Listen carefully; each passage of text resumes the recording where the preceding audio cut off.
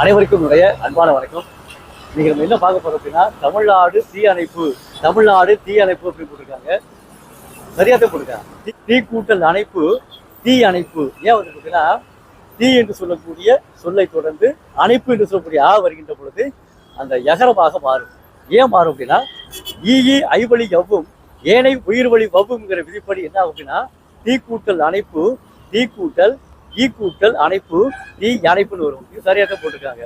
அடுத்து மீட்பு பணின்னு போட்டிருக்காங்கல்ல, மீட்பு பணி நிலையம் போட்டிருக்காங்கல்ல, மீட்புக்கு அடுத்து பக்கத்துல ஒற்றெழுத்து வரணும், இப்பு வரணும்.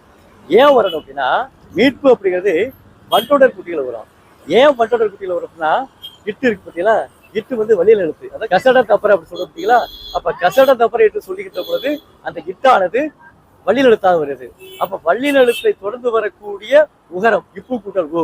அப்ப வள்ளின எழுத்தை தொடர்ந்து வரக்கூடிய உகரம் வண்டொடர் குட்டியில் வரும். வண்டொடர் குட்டியில் உரத்தை தொடர்ந்து கேசா தப்பு என்று சொல்லக்கூடிய 4 எழுத்துக்களில் ஏதேனும் ஒரு எழுத்து வந்துச்சுன்னா அதை தொடர்ந்து கண்டிப்பாக ஒற்றெழுத்து மிகும். அப்ப மீட்பு கூட்டல் பணி மீட்பு இப்போ போடுறது மீட்பு பணி நிலையம். கீழப்பாக்கம் போட்டிருக்காங்க. இங்க அந்த புள்ளி வச்ச எழுத்து விடுபட்டு போச்சு, அவ்வளவுதான். மற்றபடி உள்ள கீழ்ப்பாக்கம் சரியா போட்டிருக்காங்க. சென்னை 10 போட்டிருக்காங்க. இனி வரக்கூடிய காலகட்டங்களில் பெயர் பலகை வைக்கின்ற பொழுது அதில் ஒற்று இருக்கிறதா இல்லையா என்பதை தெளிவுபடுத்தி பார்த்து அதை நிறுவிடுமாறு அன்போடு வேண்டுகிறேன். நன்றி, வணக்கம்.